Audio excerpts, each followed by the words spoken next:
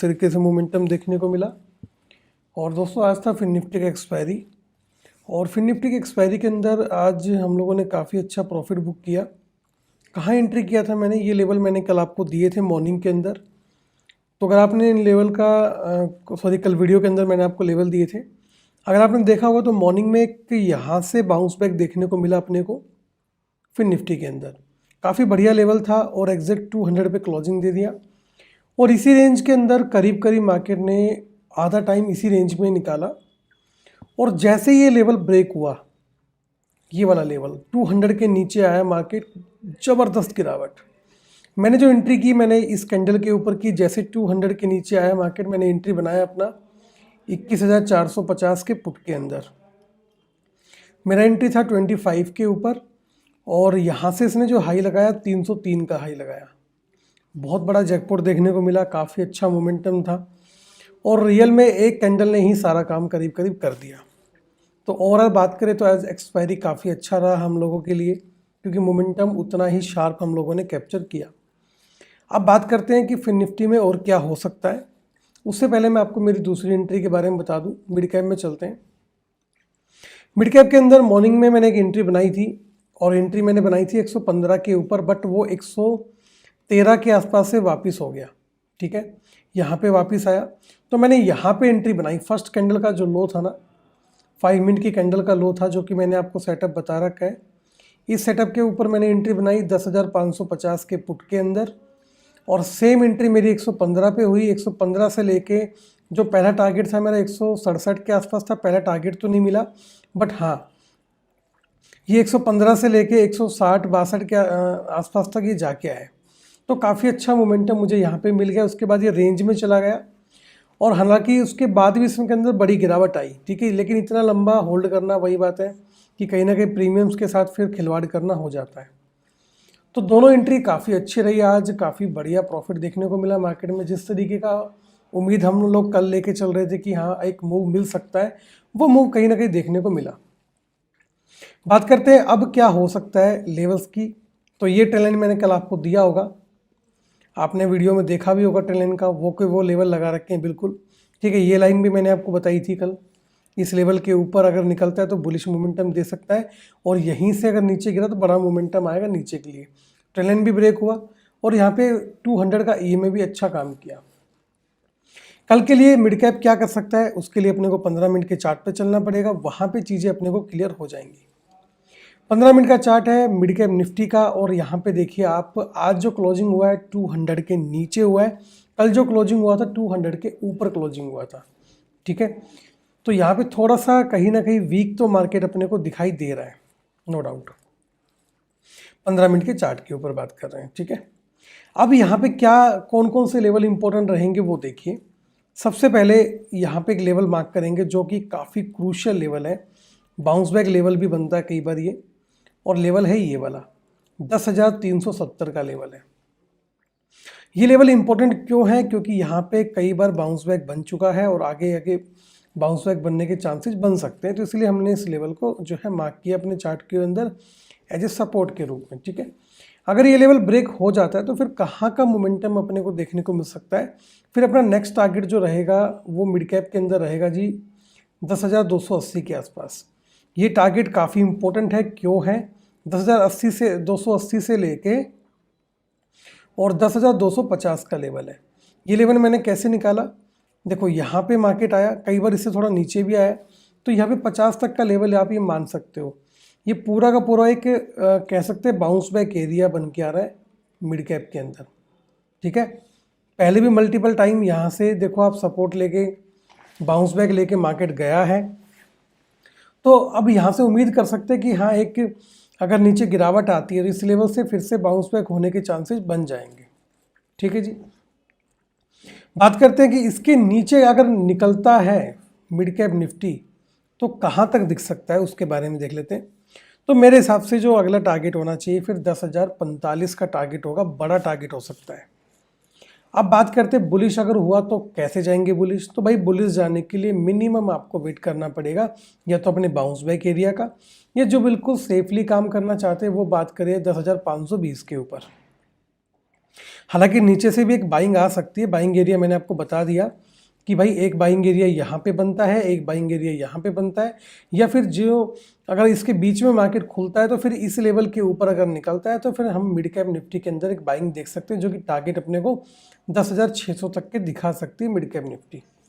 ठीक है जी, उम्मीद करता हूँ कि आपको जो लेवल्स है वो समझ में आ गए होंगे मिड कैप निफ्टी के। आइए बात करते हैं बैंक निफ्टी के बारे में। तो आज हमने बैंक निफ्टी को ट्रेड नहीं किया, बट बैंक निफ्टी का मूवमेंट भी काफ़ी अच्छा है।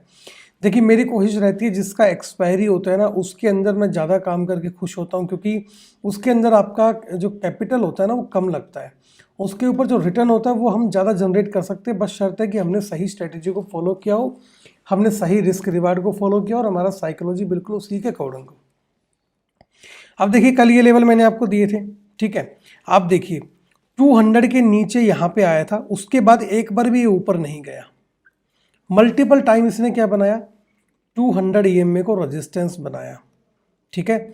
और जैसे इसने ये वाला लेवल तोड़ा, एक एंट्री बनती है यहाँ पे, ये एंट्री पॉइंट होता है, ये SL होता है, और टारगेट पहला था ये। बहुत ही बखूबी इसने टारगेट पूरा दिया है।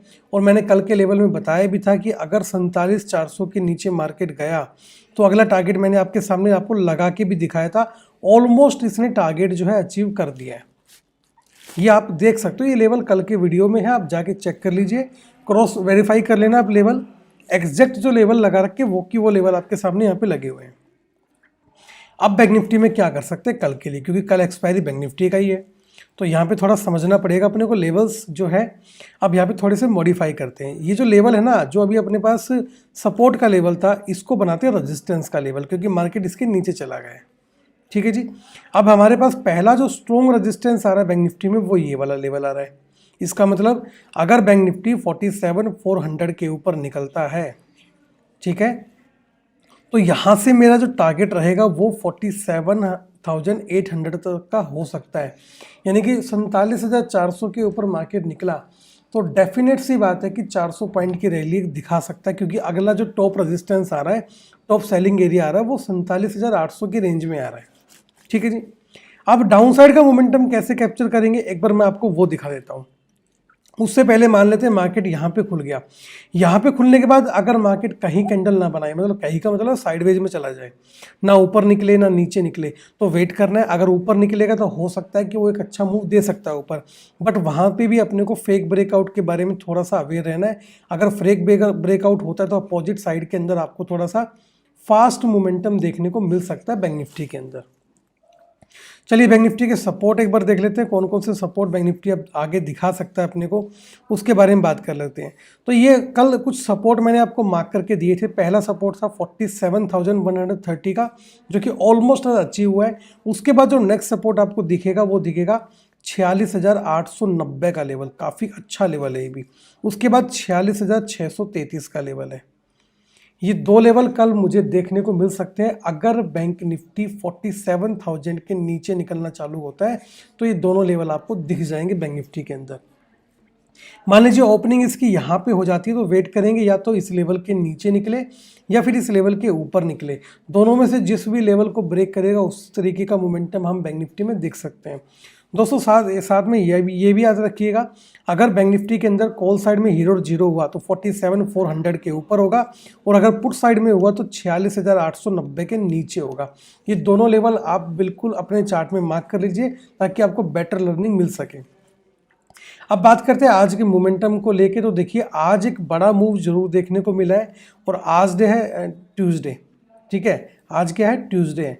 तो डियर एक बात ध्यान रखिए, आज मार्केट ने बड़ा मूव दिया है तो कल बड़े मूव के चांसेस 50-50% हो जाते हैं। कई बार क्या होता है ना, हम अपना माइंड मेकअप ऐसा बना के चलते हैं कि भाई आज मार्केट ने मूव दिया है, कल एक्सपायरी है बैंक निफ्टी का, तो डेफिनेटली कल भी एक बड़ा मूव हो सकता है। नहीं, जब तक लेवल ब्रेक ना हो परफेक्ट तरीके से, तब तक अगर हम लोग एंट्री बनाएंगे तो कहीं ना कहीं उसके अंदर फंसने के चांसेस बन जाते हैं। क्योंकि आज एक बड़ा मूव दे दिया तो डेफिनेटली सी बात है कि जब एक बड़ा मूव हम मार्केट में देखते हैं उसके बाद एक पॉज भी देखते हैं। कैसे देखते हैं मैं आपको दिखाता हूँ, पहले समझो बात को। देखो, मॉर्निंग में मार्केट का एक बड़ा मूव आया आज, नो डाउट, है ना। मॉर्निंग में एक अच्छा मूव दिया मार्केट ने, ये वाला दिया ना, बढ़िया तरीके से मूव दिया। उसके बाद एक पॉज लिया, उसके बाद फिर बड़ा मूव दिया। अगेन एक पोज उसने लेना चालू किया। अब अगर यहाँ से एक पोज कंटिन्यू रहता है और उसके बाद अगर ब्रेक करता है नीचे की तरफ, तो फिर एक बड़ा मूव जो है बैंक निफ्टी में देख सकते हैं। लेकिन ध्यान रखिएगा, अगर जितना ज़्यादा हम लोगों को साइडवेज मार्केट देखने को मिलेगा, उसके बाद बड़ा मूव आने के उतने ही बड़े चांसेस बनने वाले कल के लिए। ठीक है, लेवल मैंने आपको सारे बता दिए। चलिए अब बात करते हैं सीधा फिन निफ्टी के ऊपर। तो फिन निफ्टी में क्या हो सकता है, तो भाई ये लेवल जो अब सपोर्ट का था, इसको चेंज कर देते हैं थोड़ा सा। अब इसको बना देते हैं रेजिस्टेंस, क्योंकि मार्केट इसके नीचे चला गया है। ठीक है, और ये जो लाइन थी ना, इसको शिफ्ट कर लेते हैं अब यहाँ पे, क्योंकि ये लेवल काफ़ी इंपॉर्टेंट हो जाता है अब इसके अंदर, फिर निफ्टी के अंदर। तो ये लेवल कुछ इस प्रकार लगेंगे जो मैंने आपके सामने अब लगाए हैं। इन लेवल्स को देख लीजिए। जिन लोगों को मार्केट के अंदर अब बुलिश होना है, उनके पास दो तरीके हैं यहाँ पे। कैसे हैं, देखो ये लाइन भी हम लोगों ने लगा रखी थी 21,220 की, एग्जैक्ट आप देखो रेजिस्टेंस बनाए हैं। ये लेवल भी आपके सामने कल लगा हुआ था 21,168 का, मैंने कल आपको चार्ट पे लगवाया था। आप देखिए कितना परफेक्ट काम किया, एग्जैक्ट यहीं पे आके जो है मार्केट टिका है ना। यहीं पे आके जो इसने डब्लू पैटर्न सा एक बनाया है यहाँ पे, तो यहाँ से अपने को एक डब्लू पैटर्न भी दिख रहा है। तो यानी कि एक बुलिश मूव होने के भी चांसेस यहाँ पे थोड़े से बन रहे हैं। उस चीज़ को भी थोड़ा सा ध्यान रखेंगे तो यहाँ पे एंट्री करने में थोड़ा सा इजी हो जाएगा मेरे हिसाब से। अगर कल बैंक जो फिन निफ्टी है 21,280 के ऊपर जाना चालू होता है, तो पहला टारगेट अपना 21,360 का और दूसरा टारगेट 21,420 तक का मैं लेके चल सकता हूँ फिन निफ्टी के अंदर। लेकिन अगर यहाँ से गिरावट होती है तो फिर कहाँ तक के टारगेट होंगे वो आपके सामने ऑलरेडी कल चार्ट पे हम लोगों ने लगाए थे। पहला टारगेट 21,077 का, दूसरा टारगेट 21,000 का साइकोलॉजिकल लेवल। दोनों ही लेवल फिन निफ्टी के अंदर बहुत क्रूशियल है। ये भी अपने आप में बहुत बड़ा बाउंस बैक लेवल है, और ये 21,080 का लेवल जो है वो भी बैंक निफ्टी फिन निफ्टी के अंदर बहुत बड़ा एक बाउंस बैक लेवल हो सकता है। और 21,000 का लेवल तो अपने आप में वैसे भी साइकोलॉजिकल लेवल है, तो ये भी एक बाउंस बैक लेवल हो सकता है। बट दोस्तों ध्यान रखिएगा, अगर कल फ्लैट मार्केट खुल के काम करना चालू करता है, तो मुझे कल ज़्यादा इंटरेस्ट रहेगा मार्केट में काम करने के लिए। क्योंकि अगर फ्लैट खुल के यहाँ पे थोड़ा सा टाइम बिता के मार्केट ऊपर या नीचे निकलता है, तो फिर एक बड़ा मूव देगा। ऊपर कैसे निकलेगा, क्योंकि यहाँ पे भाई डब्लू पैटर्न का फॉर्मेशन दिख रहा है कहीं ना कहीं, है ना। और डाउन साइड में कैसे निकलेगा, मार्केट गिरा, मार्केट ने थोड़ा सा होल्ड किया, उसके बाद मार्केट फिर से गिरेगा, यानी कि डाउन ट्रेंड को मार्केट जो कंटिन्यू करता अपने को कल नजर आ सकता है। चलिए दोस्तों, निफ्टी के बारे में एक बार बात कर लेते हैं। निफ्टी किस तरीके से मोमेंटम कर सकता है। तो निफ्टी का ये चार्ट मैंने कल आपके सामने लगाया था। कल ये कुछ लेवल हम लोगों ने मार्क किए थे। मॉर्निंग में मार्केट खुला 200 के ऊपर, जस्ट नीचे आया, एग्जैक्ट अपने लेवल पर सपोर्ट लिया, एक रिजेक्शन के अंदर बनाया और काफ़ी अच्छा इसने एक मूव दिया जो कि एग्जैक्ट इस लेवल के आसपास आ जाता है। फिर यहाँ पे एक रेंज के अंदर फंसा, और जिन लोगों ने ट्रेंड लाइन लगाया होगा, काफ़ी बढ़िया ट्रेंड लाइन यहाँ पे काम किया है और एक बढ़िया मूव देखने को मिला है। और यहाँ पे आप मूव यहाँ से भी कैप्चर कर सकते थे, क्योंकि 200 का EMA यहाँ पे आ रहा है, तो इसने भी आपको आराम से जो है 100 पॉइंट के करीब तो कैप्चर करा दिए होते अगर आपने 200 EMA को फॉलो किया होता। चलिए बात करते हैं 15 मिनट के चार्ट पे कि अब इसके अंदर क्या हो सकता है। तो 15 मिनट का चार्ट हम लोग लगाते हैं। देखिए अभी निफ्टी के अंदर एक लेवल जो है कल का लो, वो टूटना बाकी है। तो बेरिश होने के लिए मिनिमम कल 21,500 के नीचे अपने को निफ्टी चाहिए। इस लेवल के नीचे निकलता है तो टारगेट मैं आपको दिखा देता हूँ कौन कौन से हो सकते हैं पॉसिबल टारगेट निफ्टी के अंदर। अभी यहाँ पे हमने चार्ट को थोड़ा सा छोटा कर लिया ताकि पीछे के लेवल अपने को दिख जाए। तो यहाँ पे मार्केट ने काफ़ी टाइम स्पेंड किया है और ये थोड़ा सा गैप एरिया भी रह चुका है। तो यहाँ पे देखिए, एक बार तो यहाँ से बाउंस बैक हुआ, एक बार यहाँ से बाउंस बैक हुआ, एक बार यहाँ से हुआ, एक बार यहाँ से। बिल्कुल खतरनाक लेवल भाई 21,500 का, मल्टीपल टाइम यहाँ से बाउंस बैक हुआ है। 21,500 के नीचे निकला तो गैप फिलिंग करेगा और 21,430 का पहला टारगेट हम लोग बना सकते हैं निफ्टी के अंदर। उसके बाद 21,400 का लेवल रहेगा। देन फाइनली अपने पास एक अच्छा बाउंस बैक एरिया आएगा 21,320 के आसपास। उसके बाद फाइनली 21,250 का लेवल अपने पास एक अच्छा बाउंस बैक हो सकता है। तो ये जो लेवल मैंने आपको बताया 21,430 का, 320 का, 250 का, ये सारे लेवल मैं आपके सामने मार्क कर देता हूँ ताकि कल भी हमारे चार्ट के ऊपर ये लेवल रहे तो हमें काफ़ी अच्छा यहाँ पे मोमेंटम है वो देखने को मिले। तो फाइनली मैं इन लेवल्स को अपने चार्ट पे लगा रहा हूँ, आप देख लीजिए। काफ़ी अच्छा एक मोमेंटम हम लोग इनसे कैप्चर कर सकते हैं अगर ये बिल्कुल मार्केट फॉलो करता है तो। ठीक है, ये लेवल मैंने आपके सामने लगा दिए। ऊपर के लिए भाई मिनिमम इसको 21,600 के ऊपर काम करना पड़ेगा। अगर 21,600 के ऊपर काम करता है निफ्टी, यानी कि इस लेवल के ऊपर जाता है, तो फिर टारगेट जो है अपना 21,680 का, यानी कि अप्रॉक्सीमेट ये लेवल। उसके बाद 30 के आसपास तक का टारगेट अपना ये हो सकता है निफ्टी के अंदर। दोस्तों उम्मीद करता हूँ कि आज का वीडियो आपके लिए काफ़ी लर्निंग रहा होगा, काफ़ी चीज़ें आपने लोगों ने सीखी होगी और आपने 200 का EMA जो है उसका सेटअप भी समझा होगा कि कैसे वो काम करता है 5 मिनट के चार्ट के ऊपर। मैंने आपको काफ़ी यहाँ पे एंट्री समझा के बताई है, लेकिन एक चीज़ मैं आपको बिल्कुल क्लियर कर देता हूँ, स्टॉक मार्केट में पैसा लगाना आपको जोखिम में डाल सकता है। तो बिना सीखे हुए मार्केट के अंदर अपना पैसा बिल्कुल भी मत लगाइए जो अपने मेहनत से कमाया है। जब भी आप मार्केट में आए कम से कम 7 दिन तक पेपर ट्रेडिंग कीजिए, फिर अपने फाइनेंशियल एडवाइजर से बात करके जो आप ट्रेडिंग करना चालू कर सकते हो उनकी गाइडेंस के अकॉर्डिंग। आज के वीडियो में दोस्तों इतना ही, बस मिलेंगे आपसे अगले वीडियो में। Thank you so much for watching this video. Have a great day.